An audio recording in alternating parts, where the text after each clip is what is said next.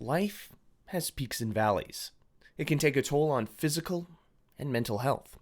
For some, the recovery process is quick. For others, it can be a long and excruciating process.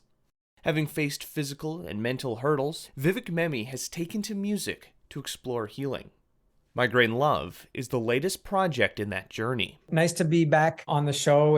It's like our yearly check-in. I think maybe we can keep it going and just keep in touch with each other. And it's been a pleasure to know you. And yeah, a little bit about me. I'm a music artist, basically on a healing journey.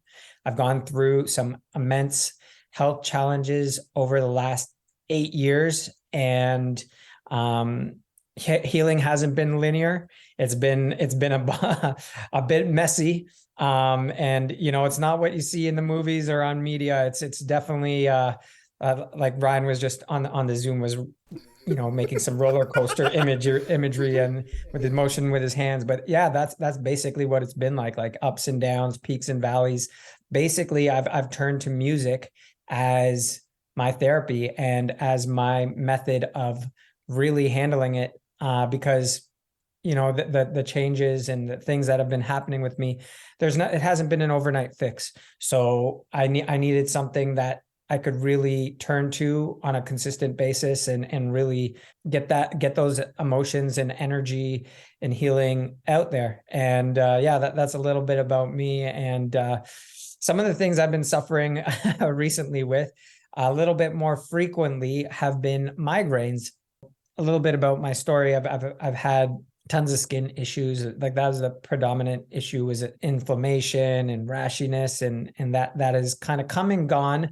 And there'd be really intense episodes of healing crisis with the skin. And in conjunction with that, there would be tons of migraines. So like, I want to say tons because I know from doing this song and doing some research, there's people who suffer with migraines like almost like half of half the days of a month. And that's kind of like shed some light on it. But I would get migraines once or twice a month or so, but they'd be really, really intense. And I couldn't eat, couldn't drink. I'll save the listeners some of the other intense things that happen, but I'm sure you could use your imagination. And would hurt when I lied down, and it just kind of had to pass. But in conjunction with the skin, this is something that I've kind of gone through over the last 5-6 years. The skin started 8 years, but the migraines really started picking up over the last 5-6 years. And last year, they would just become more frequent. The best way of kind of summing it up would be like a brain fog or just like a heavy head that really turns on, and then these symptoms that I was mentioning kind of kick into gear. That's kind of what I wanted to really capture, and that because I didn't really have a song about the migraines or inspired by the migraines. And talking to a lot of people get them, and I wanted to create a song that really spoke to those people and spoke to myself as again therapy to get it out there.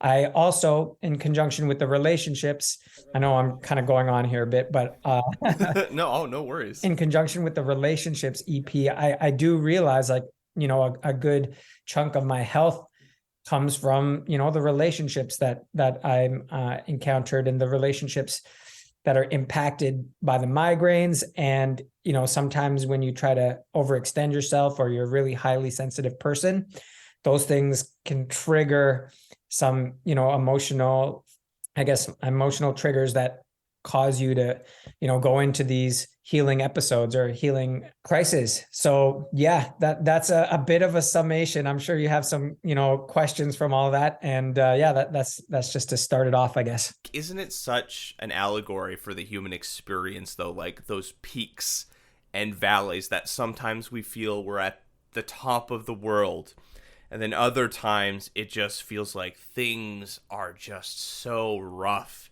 at the moment. Like, why does it matter? And I think for many people during this whole long, what is it, three-year experience that the pandemic was, how things that we thought, we're all good, or all good, could easily just be the straw that broke the camel's back, where people are dealing with mental health crises or being stuck inside all the time, how it affected physical health. And it really makes you think about, like, yeah, those moments where we do have clarity outside of the brain fog, or when we need to be making the most out of things for yourself, creating music, using music as a therapy to get through those kind of hard times and kind of explain those.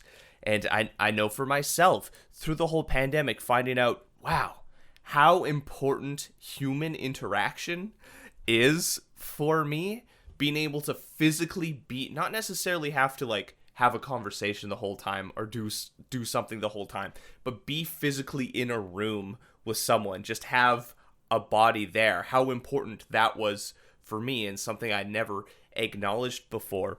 So it is really cool to see how you've changed things and like used music to explain your story, and hopefully it's an inspiration for others that, yes, things get hard sometimes, but that's okay. We can get through it together. You never know what those trials and tribulations could help inspire inside of you.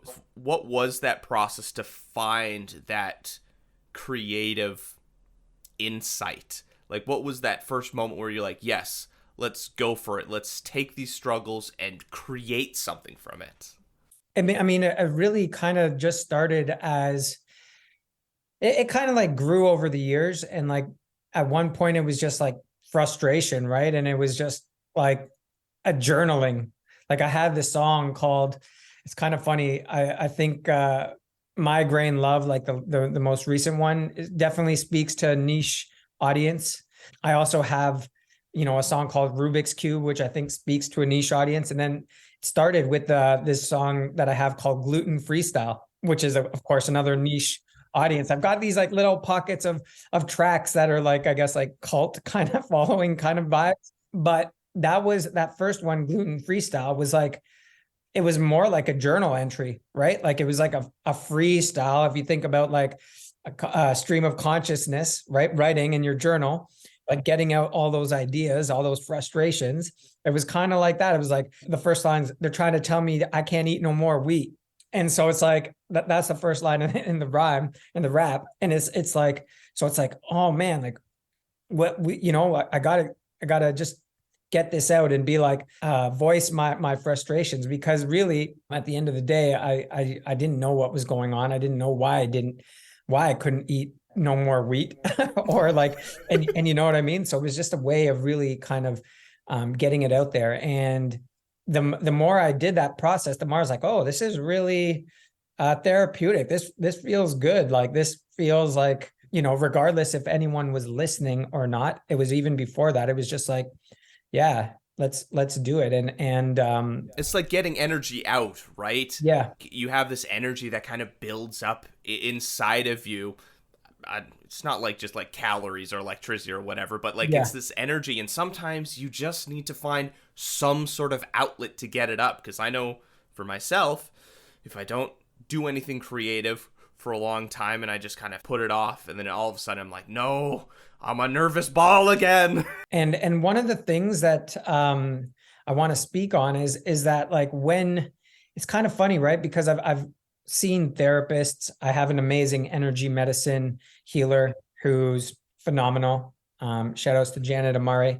But like, and been so supportive. But, there's kind of like these, like, I mean, those are all amazing tools, but there's something about music and something about like that form of expression that is just a different form of therapy, right? Like it just gets things out in a totally unique way, in a totally way that you can't get through other forms of healing, right? And whether that's physical or mental or emotional. And I think it kind of touches on all of them. But one of the things I also want to say is that when I put these things out in the world, and specifically, I think last time we talked, it was right around like around your finger. And while I was just starting like this relationships project, and it's kind of interesting because, like you said, it is a ton of energy and you're really pushing it, like exploding it out into the world.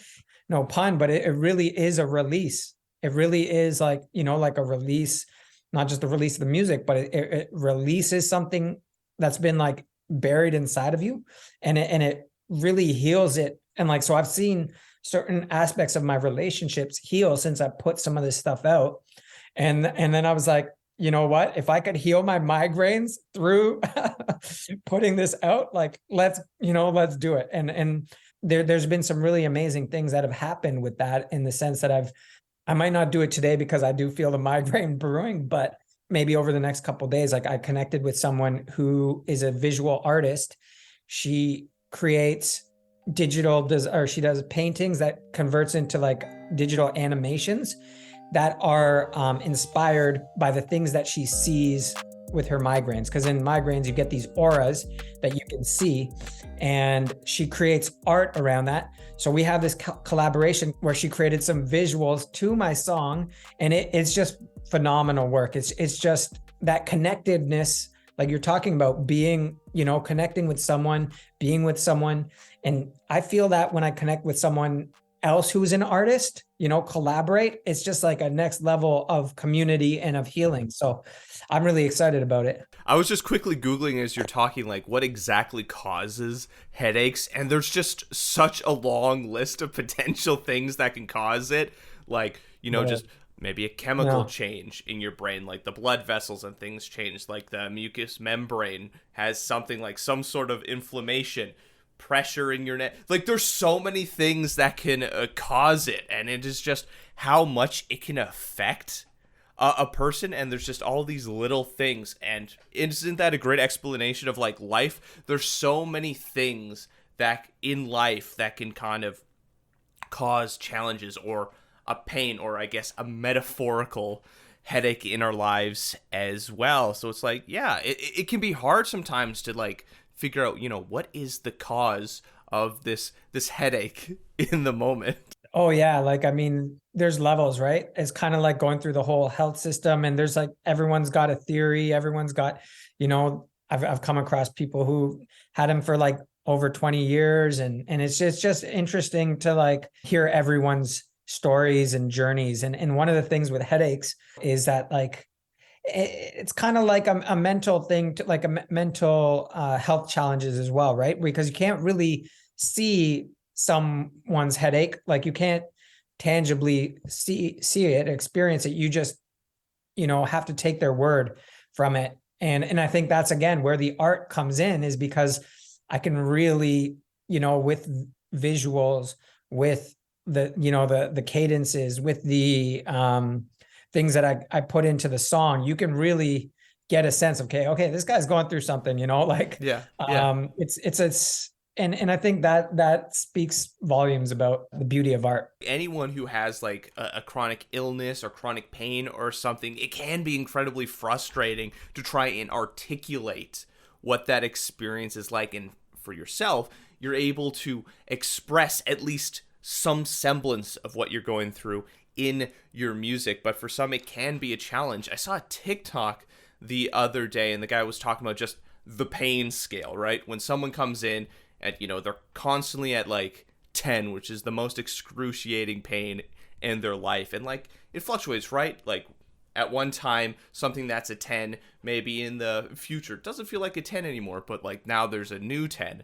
And it could be hard to talk with doctors, right? Because they'll be like, no, you're over exaggerating, right? And I mean, that's the constant struggle within the health sector. I think, what was it specifically, at least in the United States, with black women are notoriously under prescribed or given like pain medications and stuff like that because of the biases within the healthcare system. So it can be hard sometimes for people who are living chronic health struggles to, just have the world kind of accept and believe it at times.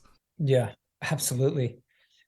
Yeah, it's a weird thing, like, I think one of the things too is trying to find communities of people who are going through similar things, right? Maybe not exactly, because we like I said, everyone's got their own story, but I think there is people going through stuff, and I've been fortunate. enough to really find some really amazing communities. Like one, for instance, is Workman Arts. And I'm not sure if you're familiar with them, but amazing community, like based in Toronto. And I've been able to, connect with so many community members. I teach a vocals and lyrics course, and basically the communities for anyone with lived mental health addictions, challenges in their lives, and like lived experience. So whatever, like we can be all on different ranges or different parts of that spectrum, and it's really about healing, and everyone brings amazing energy, and yeah, I've been blessed to be a part of that, and grow with them, and share my story in different programs and things of that nature. And it's just encouraging because it's for artists, right? Workman Arts, it's for artists. So sometimes when you're really highly sensitive or something, it's hard to find people who can relate. And I think given what we've all gone through, we all need to have that connection. Yeah, no matter how niche your kind of struggle is, within the Venn diagram of human experience and existence, there are going to be people that might not have the exact same experiences as you've mentioned, but some of those experiences may bleed over into yours, and yours into theirs. So you can find a community. You don't have to go through things alone. There are supports. There are things in place, and it can be a struggle sometimes to find them. And that's why it's important to have conversations like this. In terms of mental health, we've come a long way from how people used to perceive mental health. Having conversations with older peoples and asking them about mental health and what their thoughts are on like mental illness and like the struggles and things like that. And there's still that sort of disconnect at times, like, oh, it's just in your head. It's like, oh, because these things have words to them now, like it's all made up. Like, I'm pretty tuned in, being aware of right-wing politics, to understand what sort of conversations they're having, what are they saying, and how to dissect and challenge them. And one of the big ones right now in the manosphere is where they're saying, no, just work out, it's fine. Mental health isn't a real thing. If you believe it's real, then it's real. And it's like, no. And they're like, all these prescriptions and blah, antidepressants, blah, blah, blah, blah, blah.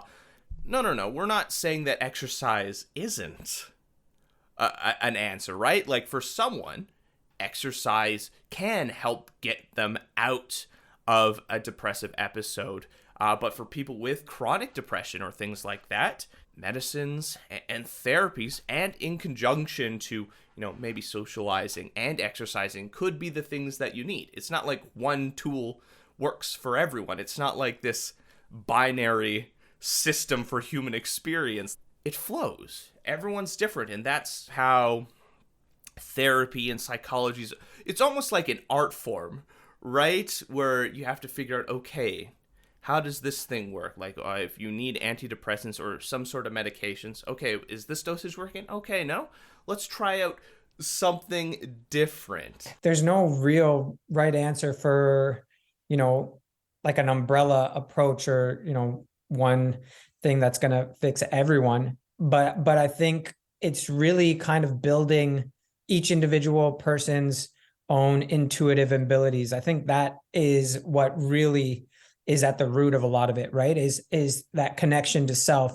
that connection to this knowingness and trust in yourself to find out the things that you need to get through what you're getting through, right? And there's never in the community and in my own stuff, I'd used to beat myself up when I was like, oh, like this is going on for this has been going on for 8 years. Like, when am I going to be able to do the things that person or so-and-so is doing? And you know what I mean? And it's like kind of changing your perspective and changing your relationship with yourself is, I think, the best answer in terms of being able to get that guidance, get that support that you need. Because once you have that connection to yourself, then, you can really discern better, and you can really tune out things that might not be for you, and don't judge yourself if it doesn't look the way you thought it might look, right? And like sometimes if that a mental health therapy could be just putting on like a comedy movie. I'm not saying like, that's the thing to do, but like maybe it could be as little as that. Yeah. It could be for someone. Right. So it's like, little things. And I think the more we are taught to have that connection, and the more we are able to just realize that there's a wealth of information, and it's just about what resonates with you, and that's kind of something that I've learned, and I really want to communicate that. And it's kind of interesting. It kind of ties in like, the way the conversation's been going. Like, I'm definitely going to take some of what we said and utilize that. I'm speaking at a mental health conference, mental health fair that's put on by U of T, the psychology department, called Mindfest. I'm going to be talking about that. It's on May 5th. I'm going to be talking about that, like healing through music. So basically what we've been talking about, but I think it's going to be, it's what we're talking about here is just stimulating me and making me realize that, okay, I need to say some of this stuff at the convention, because it's like, yeah, people need to know that it's not one size fits all kind of thing. And I mean, it can be hard understand, like having, what's the word? Emotional, mental understanding of oneself is such a struggle. It's been something that in society we're not encouraged to do, or like maybe only very recently these sorts of things. There's a very specific term that I can't remember right now. Emotional intelligence. Emotional intelligence. Something that hasn't really been encouraged for a long time. Just kind of like, do your thing, just go to work, blah, blah, blah. Just cogs in the wheel. But what is it? Aslow's hierarchy of needs sort of thing, where you start from the bottom, where it's just like shelter, food, and stuff like that. But now, as a species, we've gone so far that now we're starting to look at these high-end kind of cognitive needs that animals within like nature, like a fox or a bird, don't really have to worry about. Like, of course, like animals can have depression and things, but having these kind of like other things like sense of purpose, sense of self-worth, goals in life, those are things that like animals don't really deal with, and are things, just thinking about life of our ancestors, like tens of thousands of years ago, just as hunters and gatherers. There's a lot of things that, like in terms of the songs where you're talking about relationships, and like maybe it wasn't talking about like maybe your emotional needs back in the day, that you weren't talking about like, when you're just going out to hunt a mammoth, you're not being like, oh, am I meeting the physical and emotional needs of my partner? Right. No, you're in a survival mode at that time. But life has changed. And so the things that we need to kind of look at and care for have changed as well. I think things are going to keep changing, right? And that's the, kind of trajectory and trend I've been seeing, like, with people and just even like the generations, and just like, I try not to like get too absorbed in media or social content, but you see the trend. Yeah, it's probably a good thing when we're seeing with studies in terms of generations who've grown up entirely on social media. It is not good for your mental health.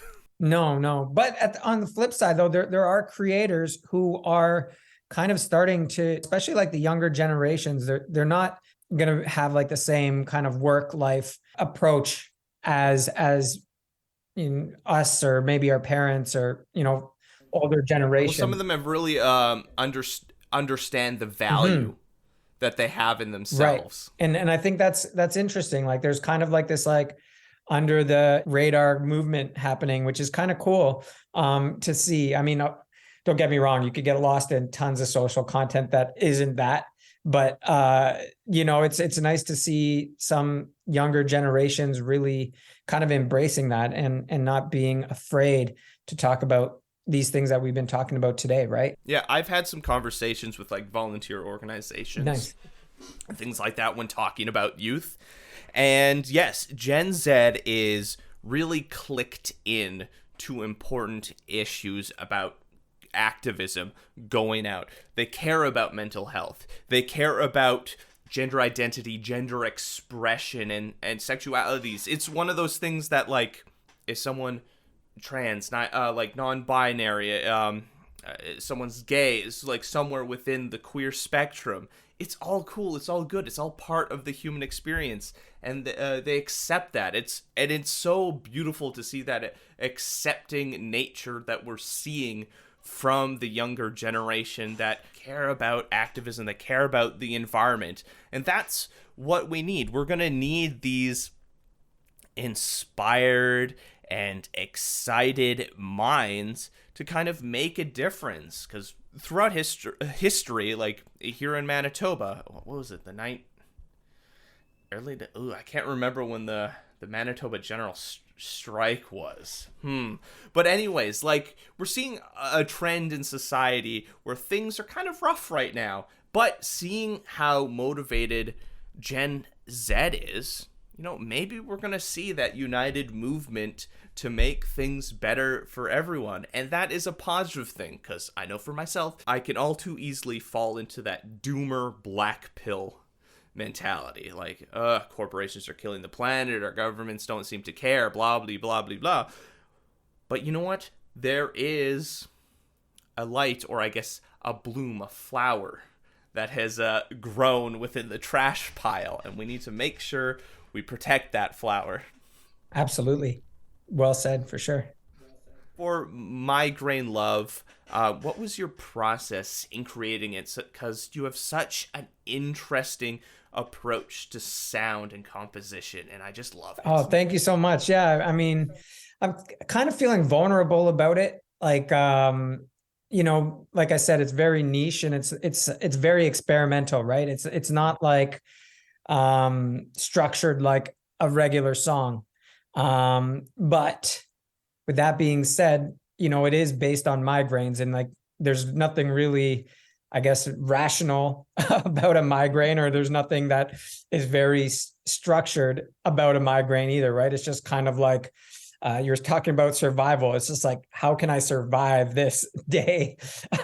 and it's really, that's what it was. And I just, someone was interesting, like someone intuitively told me, like, the way you create is like almost like how like a painter paints, like just free flows, like throws things at the canvas. And it's kind of, it was kind of true, like really in this sense, I was just experimenting with sounds, like, oh, I like this. And then I was like, oh, I think it should go here. And it was just almost like a free flow.